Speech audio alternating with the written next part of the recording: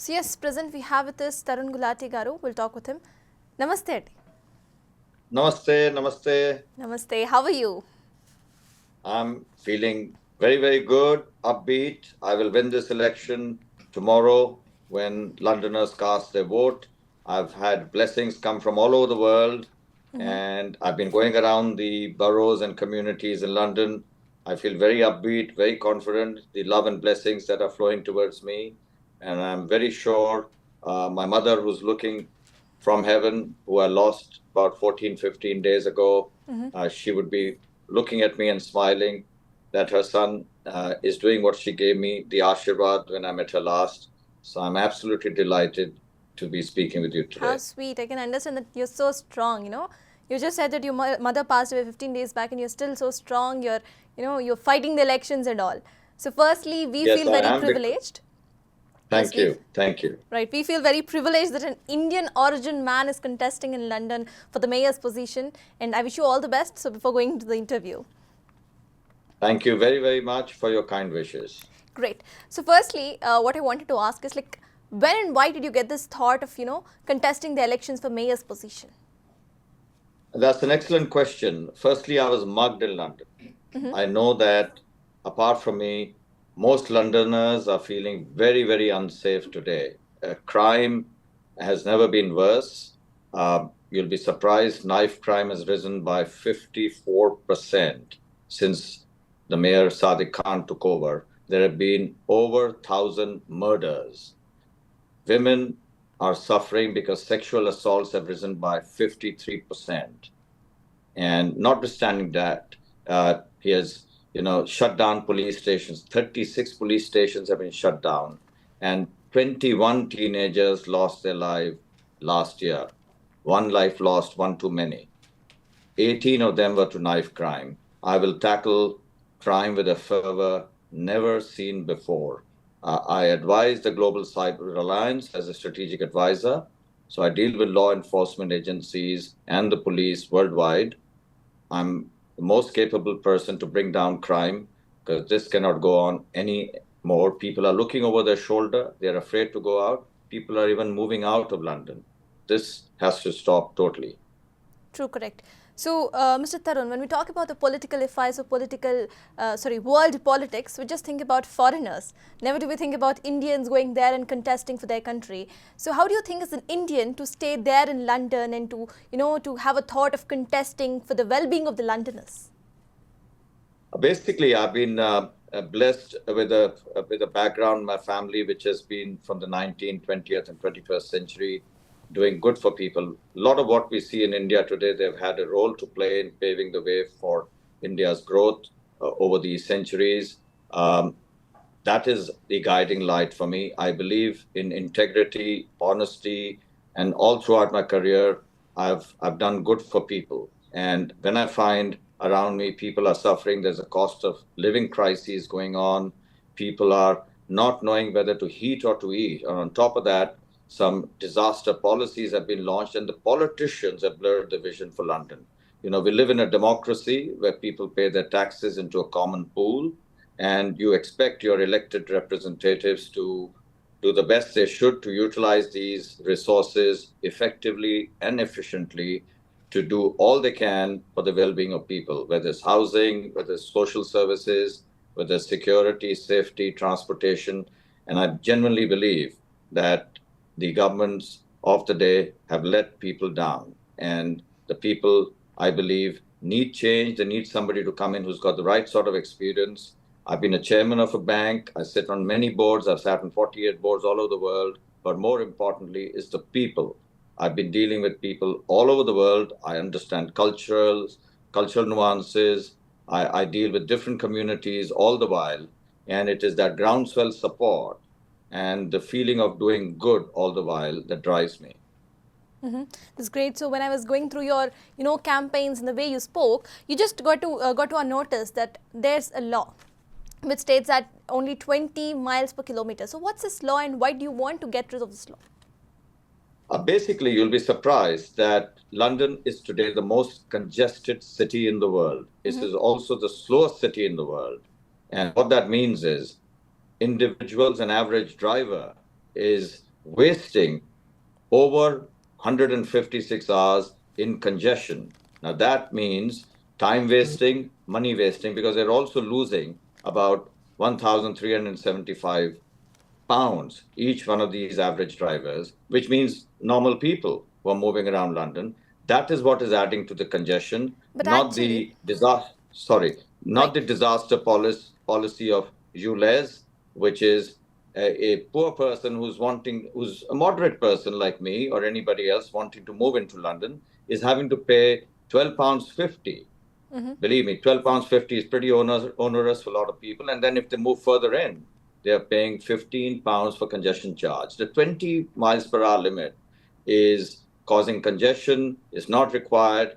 Unless it's close to a hospital or a school, this So has to actually, become why was history. this So I'm law going to actually made? Because when we talk about the minimum speed, we actually talk about 40 or 30, which is actually the economic speed. So, but why in London they said that the 20 miles per hour is an economic speed? What made the former leaders to do this? Well, the current mayor, Mr. Sadiq Khan, has probably declared in his mind and his policymakers on all motorists, on all ordinary people living in London. He's actually brought London to a standstill, and London has to move on. So it's an ill-designed policy, and like most of his policies, and then like any other politician, he basically is like I actually call him a trainee seeking for a third term. He's already put London behind by 8 years of his current tenure, and then is offering all sorts of initiatives to people. Why? Where were all these initiatives for the last 8 years? So he's failed Londoners. Politicians have failed Londoners, and basically, I want to bring about change, transformational change, so that you don't need an politician to be leading London. I'm usually asked, can an independent win the next election, can be the next mayor of London? Of course I can. Of course I will, with the love and affection and the votes of all the Londoners. They are sick and tired of politicians, both on Mr. Sadiq Khan, who represent the Labour Party, and Ms. Susan Hall, who's the Conservative Party candidate. She is complicit because she is a GLA, has sat beside Mr. Khan in City Hall, and has let all these policies run, on the minds of every Londoner. So basically, she's complicit. She should have raised her voice, not before she got the ticket, all along those 7 years. And if her voice was not loud enough, she should have used a megaphone or a mic. But she actually chose to give her larynx a 7 year long vacation. That is when I say these politicians have let all Londoners down. And this has to change. And this will be changed on the 2nd of May, tomorrow, when Londoners go to vote. True that. So I just got through your all comments. So one comment actually excited me so much, and you know why? I was so astonished with the comment that you said that London's democracy is about to end and all. So what made you, say this kind of comment? Basically, people are suffering. As you go around London, you find people are not having good homes. They don't have genuine, affordable homes. So there is a lot. Rough sleeping has gone up. Nobody's giving it a thought. 2.2 million, yes, 2.2 million Londoners are living in poverty. 33% of them are children. So you can imagine what is happening in London. Security has never been worse. Transportation, well, people can't call it transportation anymore. Not enough investment has gone into it. So people are suffering. On the one hand, Mr. Khan has declared a war on motorists. On the other hand, public transportation should actually be working a lot better, but he doesn't just care. He just doesn't care. It doesn't bother him. And on top of that, the communities are feeling insular and divided, because if you don't have a home that you can call a home, then the youth are getting affected, and that is leading to their exploitation. I want to bring opportunities back to London. I want to make it the most greenest city, the most digitally connected, the safest city, so that I can bring in transformational change in terms of innovation, technology, give opportunities to the youth. The retailers are suffering. The businesses are suffering. So I'm going to bring down council tax rates. I'm going to bring down business rates. And on top of that, the disabled, the elderly need better access to transportation. So the Freedom Pass and the 60 plus pass will be available for all 60 plus people and over peak hours. And you know what? It's not a level playing field. Black cab drivers can go into the congestion charge zone without paying congestion charge. But the Uber drivers who are providing excellent service from all over the world, they've come into London, well, they will be given the same. There will be no congestion charge that they will pay. So I want to remove congestion charge over the weekends and holidays. You know, the freedom of movement is as important as the freedom of speech. So all in all, these politicians have let Londoners down, and this has to change. And somebody like me, who's always stood by the people, believe in the people, it should be only for the people, of the people, and by the people. So that is where I come in.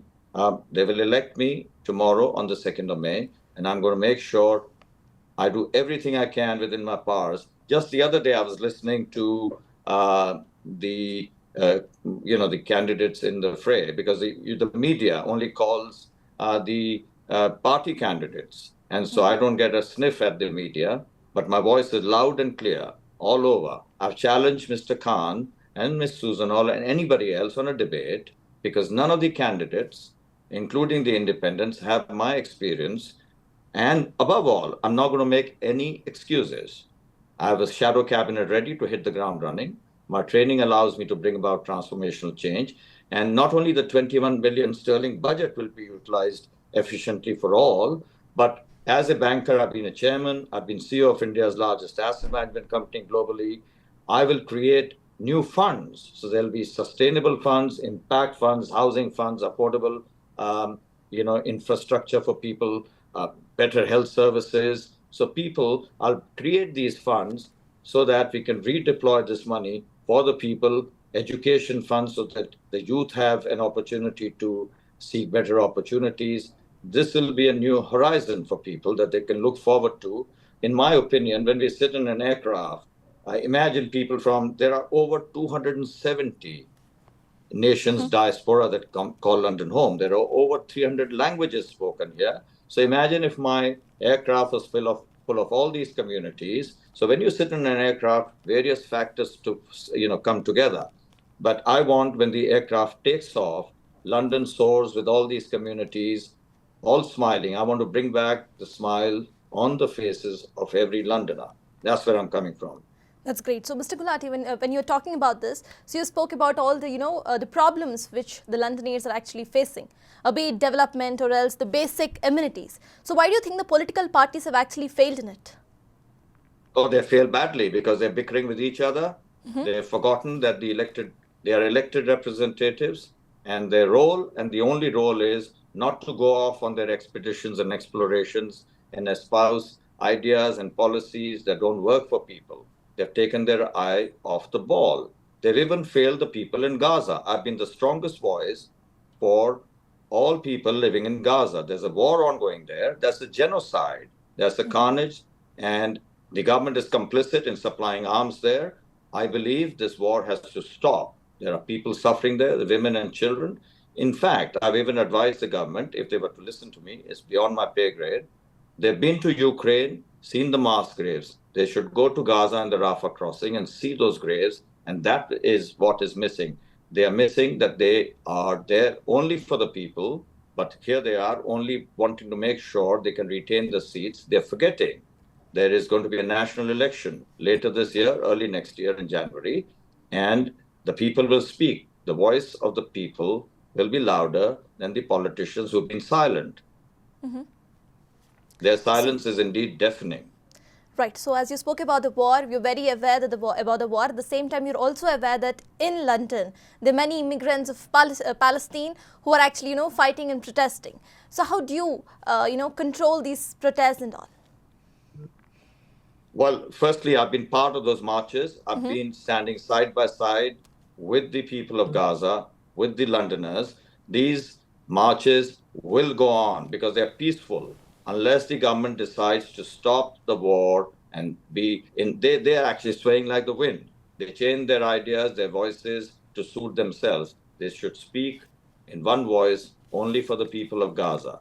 And that is why these marches, which are peaceful, and I believe if there are peaceful marches, they should go on. And that is where Well, people have to voice their thoughts. So they're voicing them peacefully, and I stand by that. In fact, I was, along with every other candidate, given 1 minute on BBC recently to talk about who am I, why am I standing for election, what are my policies, and what is good and bad about London. Even in that 1 minute, I was the only voice amongst those 13 candidates who spoke for the people of Gaza, saying this atrocity has to stop permanently.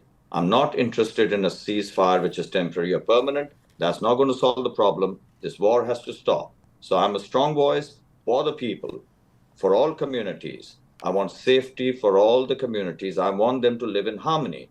And that will only happen. In fact, I've been speaking with the Director General of the London Central Mosque, Ms. Dr. Ahmed Al Dubian, and he's tried for years to bring harmony between the Hindus and the Muslims, but people don't stand by the word. We have decided we're going to bring harmony to the world. I want people to live in harmony. The Hindus, the Muslims, the Christians, anybody else who lives in London. And that's what I'm talking about. We want to make sure this is our London, our home. All Londoners should find peace here and live in harmony. So, yes, so Mr. Tarun, let's have a small break from your, the political conversation that we are having right now. So, the person who's sitting here strongly, he also has a strong, the sufferings which you have done in the past from the tomato ketchup which you have been selling and all. So, could you just explain about your past and your journey till here? Well, the journey has been one which I can describe as being pure hard work, tenacity, and grit. I started, I hold 4 postgraduate qualifications, but my desire was to work hard and learn on the ground. And so I started selling tomato ketchup in Jaipur. And there were established brands, global brands that were selling there, some national brands that were firmly entrenched in the minds and on the window and on the shelves of the the sellers. And I would go and deliver these ketchup bottles, which is actually, if you know, it's bright and red and rich in color on our tables. But I would go around and picking up these dirty, empty bottles to ensure I could have them cleaned, rebottled, refilled, and sold so that I could be competitive. And you'll be surprised, I then got very large orders, big tenders I won because of hard work. So I started from there. Then I was cold calling, selling manual typewriters. And then I knocking on doors all across Delhi. And then I launched Xerox in India, the word processors. And those days, most of the embassies, all the high commissions, the UN bodies, and individual offices only use manual typewriters. At best, IBM electric typewriters. So the USP those days would be computers didn't exist, by the way, or very few of them. So I would be telling them, wouldn't you like your letter to be right side justified, emboldened, and looking nice so that your customers saw a letter that would move them to do business with you. So I would extol the virtues, and I was the first person to sell those equipments in India. And then I was hired by Philips, the only non-engineer helping design lighting systems. So if you look at the entire NCR region from Delhi going up to UP and then in Rajasthan, all those street lightings or those big tenders were won by me. So I contributed to lighting systems across North India. And then I was headhunted by Citibank. So I was head of sales and distribution for North India. And those days, foreign banks were not allowed to open branches. So I created chartered accountancy firms across 16 locations in India, where they would do the front end and the back end, the collections and the sales. So I created a brand that beat everybody else in the market, making sure I could go to the common man and give out money. And then I was headhunted by HSBC. I went into the investment bank, the financial institutions group responsible for Eastern India, Bangladesh, and Nepal. I was then the operations manager, keep making sure the priority lending targets of the bank, the audits and everything, making sure that the corporate bankers were kept on the straight and narrow. I then ran the retail bank in North India. you may not know HSBC, which has been existing for over 165 years, is the only bank in the world that has a dedicated international manager cadre. What that means is you're meant to be good at what you do, but more importantly, you should be able to bring about transformational change. So you're parachuted into countries where they want to bring about change. So I was selected, the first Indian to be selected from about 25,000 people worldwide. So those attributes and skills hold me in good stead. I then went off to Hong Kong, where I ran credit and risk for 15 countries as credit manager international, which would have meant any proposal. They came from different countries. So these were 15 countries that I was responsible for, would run into hundreds of millions of dollars. Whether it was a plain vanilla lending from Japan, it would even go up to $1 billion. You'd be financing aircrafts one day for the top airlines, and the other day you could be issuing bonds for another entity. For instance, the Tokyo Disneyland securitization was handled by me, hundreds of millions of dollars. And then I was responsible for operations for 14 countries, where I launched the SME businesses, the retail bank, and the corporate bank in many countries, including Bangladesh. And basically, for me, the SMEs are the engines for growth for most countries. About 75 or 80 odd percent of the GDP for most countries will be contributed. So I've dealt with businesses worldwide. I sit on the board of the London Chamber of Commerce and Industry for Asian businesses. I'm the chairman for one of the world's largest startup foundations, where last year we had 11,000 startups and scale-ups come from 11 countries. I also run a set of awards called the 21st Century Icon Awards, where we have winners and finalists come from 44 countries to date. And this is all not for profit. So you help businesses where even entities, I have 3 members from the House of Lords, you have the former Lord Mayor, you have the president of the Commonwealth Games, and several important people who are on the panel of judges who decide. So I do a lot of good in the world. And my desire, as I said, I'm also a strategic advisor to the Global Cyber Alliance, for dealing with the law enforcement worldwide. So I've done a lot of good, and I believe that is what I keep doing in London all the while. I used to run the branches in Southall, for instance, about 20 odd years ago, and where I created a business such that from 1,600 branches that existed those days, the branches were third on the league table in the country. The other 2 who were leaders because they were in the head offices, so they obviously had more customers. Theoretically, I was number 1 in the UK. So when you work hard, you take people along, do good, you feel for the businesses, the SMEs, the startups, the scale-ups, you take people along, the city of London will thrive. And that is what I want to bring to London, create opportunities for the youth, create a sort of movement where everybody moves along. A leveling up agenda is required here. And you need to be thinking only of the people. Every person who will work in my cabinet will have only one mantra, only one goal: do good for the people. If you're not aligned with that cause, you have no place to be working with me. Correct. That's so true. So the other campaign which I just wanted to talk about is this: bring back smiles on Londonese. So that's a big statement for the whole world, because we actually think that the London is actually a developed and a happy place to live. But you're saying to bring back smiles on Londoners, which just astonished me, maybe the whole world. So why did you do this statement, or what made you run such kind of campaign? Well, firstly, as I mentioned earlier, 2.2 million Londoners are living in poverty. 33% are children. And Londoners today, if you go around, have lost their smile. You and I would lose our smiles if we found that the security and safety was the worst you can ever imagine. If you found that you could not move around the city because the congestion is so bad that it is now the most congested city. If you found that people didn't have genuine affordable homes, rough sleeping was up, and the communities are getting insular because of that. If you found that nobody was championing London, where social services, other opportunities, the youth, the sports, you'll be surprised, 1/5 of the London economy is driven by the creative economy.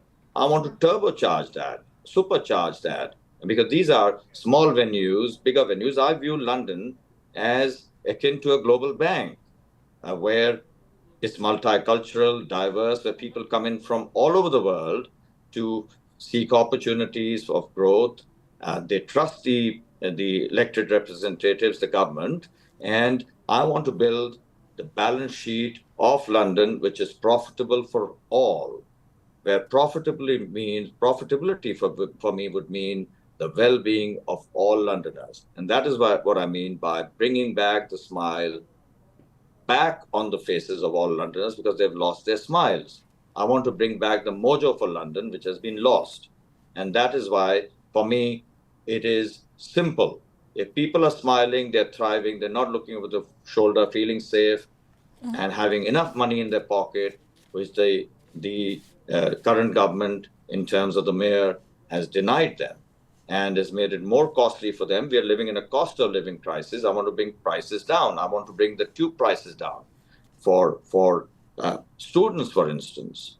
They should be focused only on studies. And here we have a mayor who is actually, and the Conservative candidate, saying, we will offer free school meals. Well, you're not doing any child a favor. This should be a given. This will be a priority, should be a priority permanently. So this is where they feel, I feel, that the governments of today are lacking, and people are feeling the pain. People are leaving London now. You can't walk across London wearing a nice watch or even a nice pair of shoes or a jacket. You will find, and recently I'm pained to see that yesterday there was an attack, brutal attack, in fact, is somebody carrying a sword. A 14-year-old child has lost life, and a policeman's hand is being put together. I mean, this cannot happen in our London. The crime situation is worse. I want to see policemen on the beat. I want to see more policemen. I'm going to review their compensation, in fact, pay them more so that I can get the right sort of people, but they'll be targeted. They'll be accountable. If they're not performing their duties and bringing down crime and preventing crime, well, you don't deserve to be a policeman, then you'll be out. But most policemen are doing a very good day's work. And I want to make sure I'll open police stations, police booths, so that between two police stations, there are places that individuals can go to. I want to protect each Londoner. Particularly women are feeling very unsafe. So there'll be a dedicated unit for women, as I will create more units. And I'm not the expert at everything. I'll bring in city planning experts, transportation experts, security experts, youth experts, community experts. I'm going to bring in advisors from different communities. It's not going to be a top-down approach. You need to take people along with you so that different communities understand their cultural nuances. They will play a role in my government. It is not that I will have a one-size-fits-all, because those people understand the pain points, the aspirations of their communities. I want them to be engaged. So Mr. Tarun, with this conversation, I understand that you have a clear plan for London's development. At the same time, it is also evident about the crime rates, increase of the crime rates and the poverty that the Londoners are actually facing. So what do you think are actual amendments which the London government, or as a mayor, you have to take for the betterment, the better life of the London people? Well, like I said, security is paramount. One life lost is one too many. So I'm going to make sure it's the safest city. And how do you make a city safe? By looking at the root cause. What is causing crime here? So the crime is when people don't have enough jobs. They're not educated. I want to give youth the opportunity to go to school, go to colleges. I want them to be educated. So I'll have an education fund. I want to make sure that there are enough police stations. 36 police stations were shut down, 1,000 murders over the last 8 years. So Mr. Khan has set London back by 8 years. And the Conservative candidate, as I mentioned earlier, has been by his side in City Hall for the last 7 years, not only as a GLA, but also as a leader of the Conservative Party in the opposition, the GLA. She is complicit. These disaster policies have been launched like a war on motorists, war on people, particularly because they're suffering from a cost of living crisis. Not enough affordable homes have been built. So I'm going to make sure I incentivize new development, new developers. So I will make sure they have a target for building affordable homes. I'm going to look at zone laws for land use, because you've got to change that. I'm going to make sure I have regeneration programs because there's enough brownfield land. I was involved in the Southall regeneration and the Heathrow partnership, and the Southall is now a transformed place. So I'm going to bring in regeneration programs. I'm going to bring in money from outside because none of these other candidates understand what it is to do good for people on a holistic basis. So it doesn't matter if the government of the day, no matter what happens when the new government and the regime is there, I will do whatever I can do best for people. So there will be crime, will be knife crime, 54% up. Sexual assault, 53% up. This has to stop. And somebody like me has to be bold and decisive. And because you see, the world is going through an inflection point as we speak, geopolitically. So you also need somebody who can take things and grasp the nettle, as they say, take decisive leadership forward. You need somebody who feels for the people, at the same time can stand tall against all world leaders and within the government here, because London contributes to over 22% of the national GDP. So what that means is if London gets a cold, UK will get a fever. So I'm going to stop that. I'm going to make sure I do whatever it is to make London the greatest city in the world and make sure all Londoners, I bring back smiles on their faces.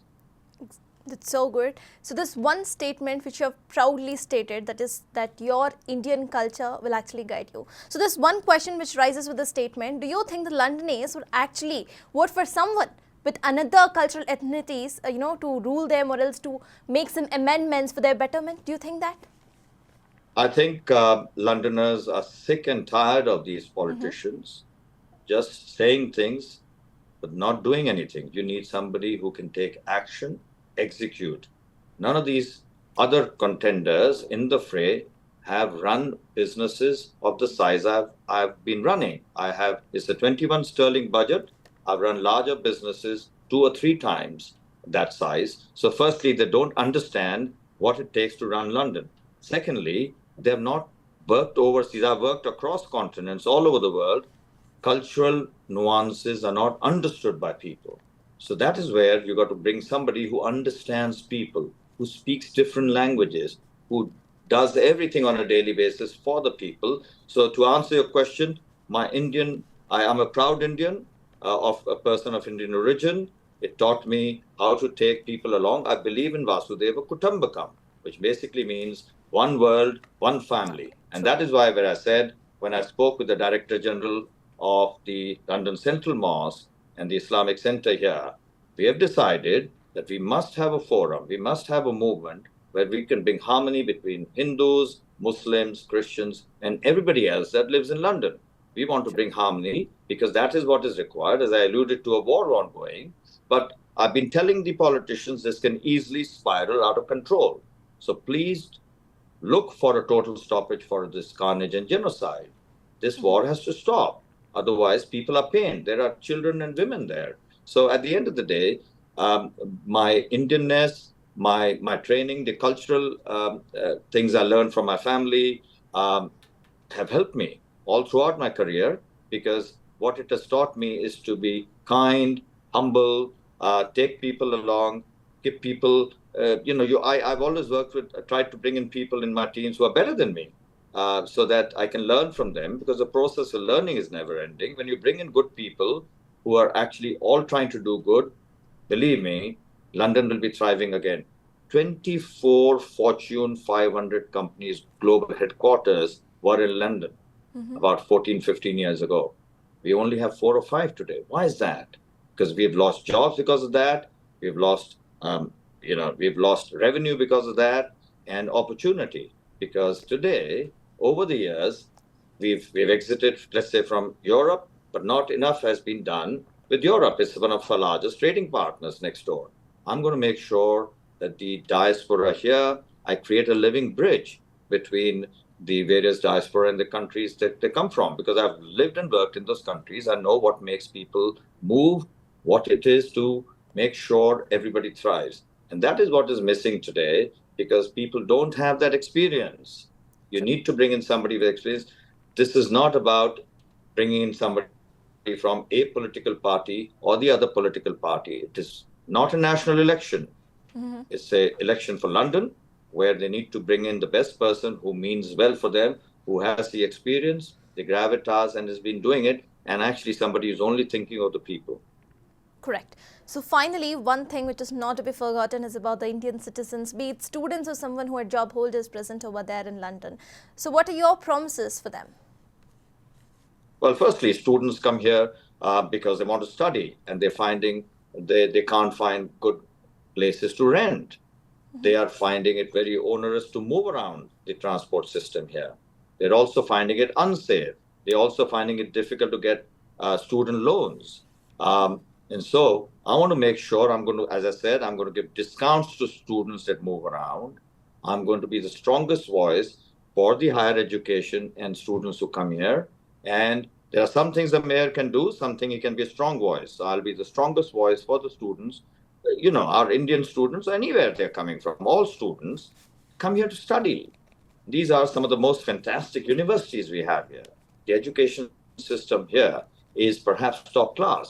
And I want to make sure they're not worried about other things like finding a place to rent, whether it is moving around the city, safety, security.